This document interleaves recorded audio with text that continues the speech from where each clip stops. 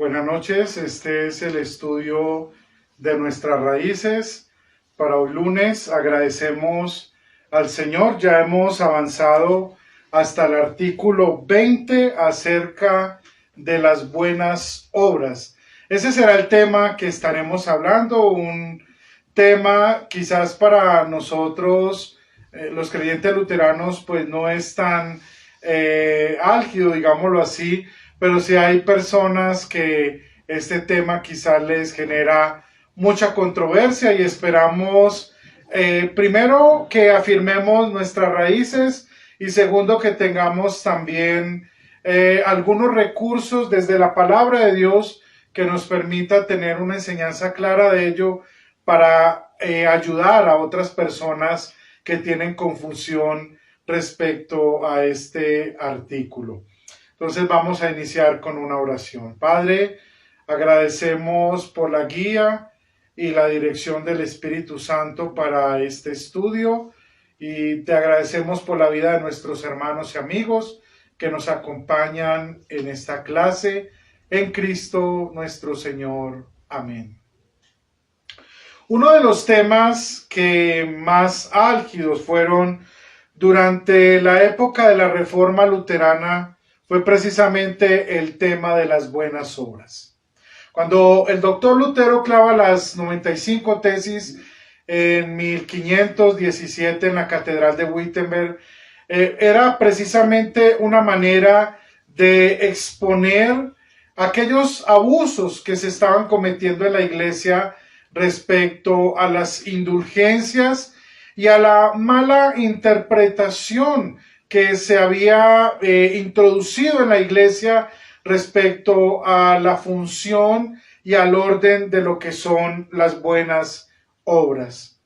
En este sentido, entonces vamos a ir leyendo algunos apartes del artículo 20 de la Apología de la Confesión de Augsburgo. Primero que todo, nos dice que este artículo fue rechazado y desaprobado por los opositores porque para ellos era imposible creer de que las buenas obras no eran necesarias para la remisión de los pecados. Y esto muestra mucho lo que es el sistema teológico católico romano, ¿cierto? Que hace ver las buenas obras como un mérito para obtener el perdón de los pecados. Algunas veces eso está muy ligado a lo que se conoce como la penitencia, ¿cierto? Debo hacer algunas cosas buenas como para lograr que Dios entonces me otorgue el perdón de los pecados. Y la enseñanza que nosotros encontramos, por ejemplo, en la carta a los romanos, en el capítulo 3, donde nos dice de que somos y llegamos a ser justificados por la gracia por medio de la fe y no por nuestras obras.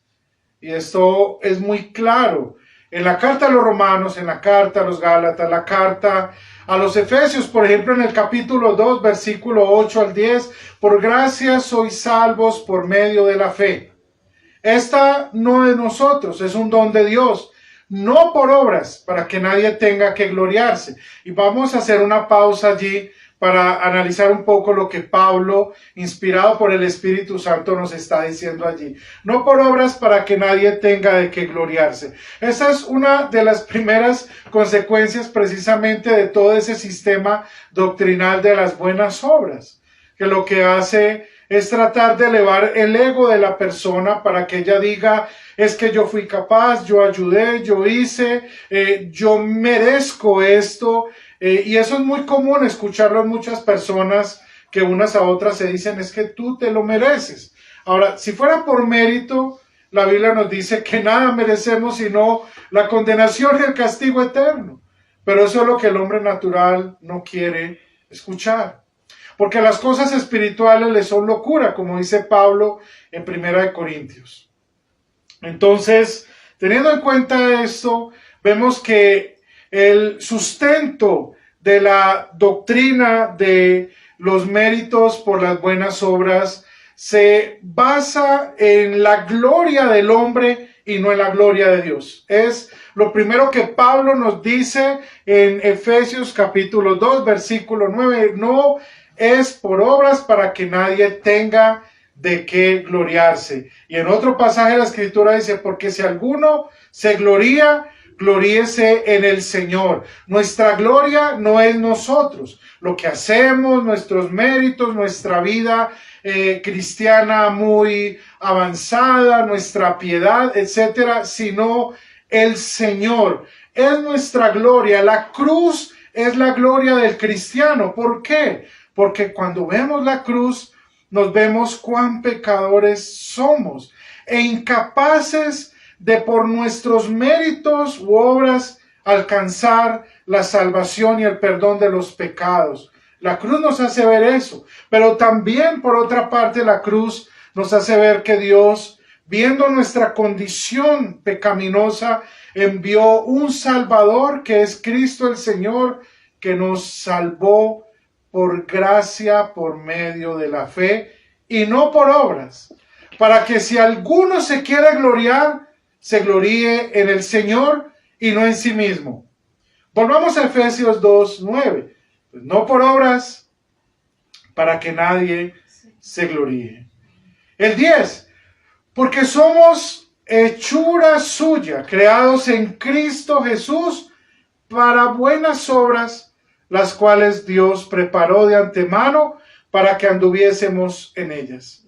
Entonces hay una enseñanza muy importante. Primero Pablo, en estos 3 versículos que hemos dicho, lo primero es que Pablo define cuál es el origen de la salvación, la gracia de Dios que recibimos por medio de la fe, que es un don de Dios.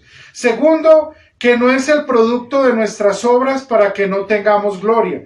Y tercero, porque hay entonces en nosotros una nueva criatura, como dice allí, que ha sido creada según Dios para que viva en la justicia y para que produzca buenos frutos. Eso es muy importante que lo tengamos en cuenta allí.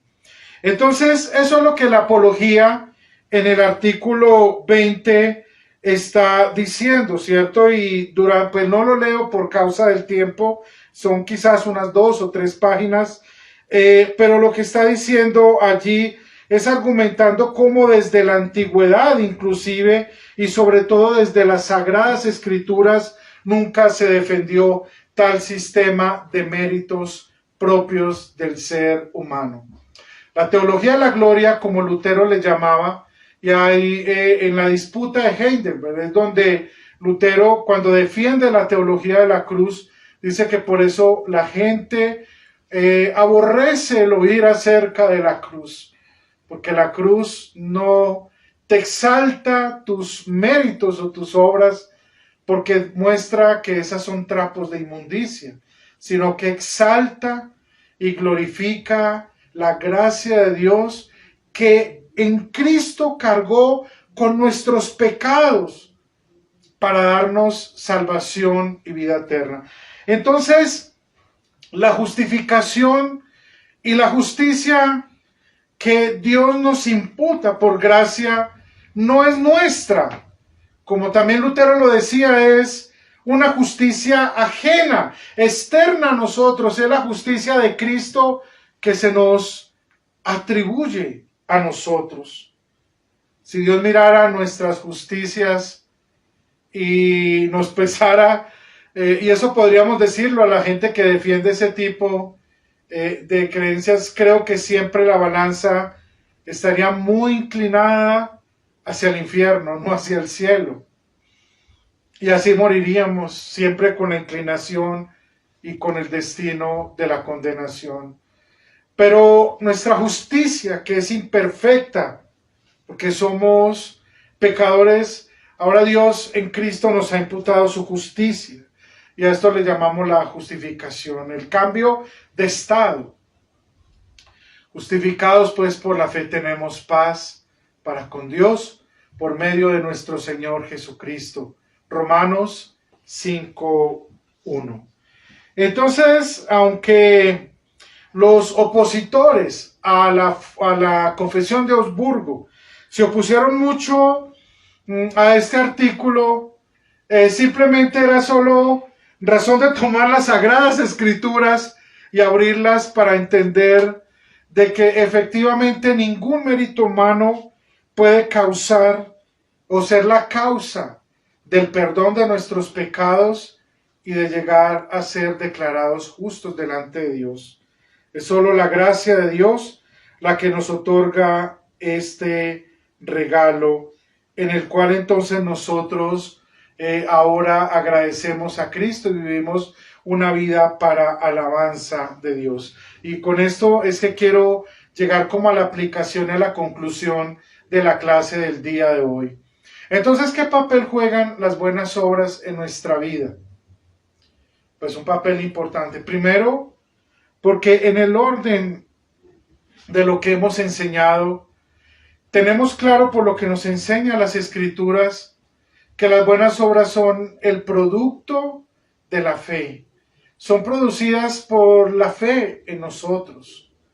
Y el cristiano, por amor por lo que Cristo hizo por él, va a desear vivir una vida de buenas obras. Entonces, las buenas obras, un comentarista bíblico decía que es como si adornaran la fe. La fe verdadera que se nos ha dado por gracia, porque no es de nosotros, como Pablo dice, el Espíritu Santo ha creado en nosotros la fe por el oír el Evangelio, Romanos 10:17.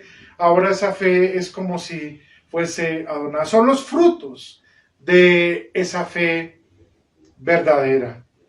Y damos gracias a Dios porque el bien que hacemos no lo hacemos movidos por obtener algún mérito para con Dios, y esto es muy importante, sino que lo hacemos en gratitud por lo que ya Dios hizo por nosotros. Y en este orden, entonces el cristiano es aquel que anhela vivir en buenas obras para que su vida, por decir así, por poner como una ilustración, esté adornada de esos buenos frutos. Es como un árbol, para tomar las palabras que Pablo usa en Gálatas capítulo 5, en el versículo 22 y siguientes, más el fruto del Espíritu es. Entonces, la vida en el Espíritu, la vida cristiana, es una vida en las cuales el cristiano da frutos de amor, de gozo, de paz, de paciencia, de benignidad, de bondad, de fe, de mansedumbre, de templanza.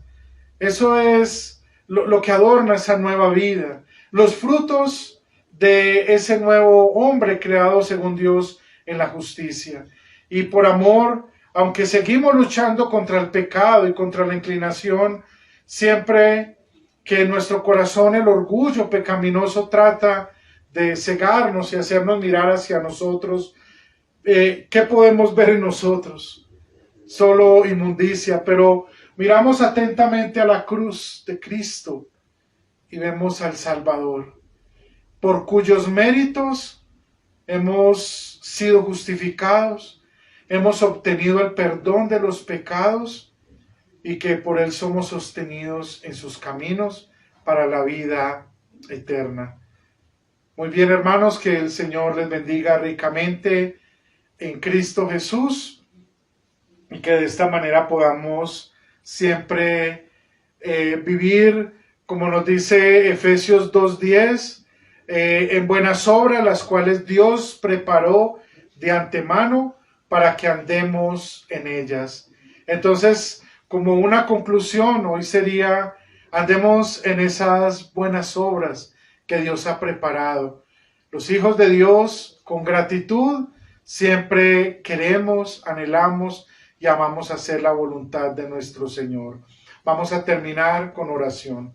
Padre, queremos agradecerte por darnos la oportunidad de estudiar tu santa palabra en esta noche. Agradecemos la guía y la dirección del Espíritu Santo y sobre todas las cosas, gracias por la salvación que hemos recibido por los méritos de Cristo Jesús, nuestro Señor y Salvador, a quien sea toda la gloria y la honra hoy y por siempre. Amén. Muy bien, el Señor les bendiga ricamente en Cristo Jesús.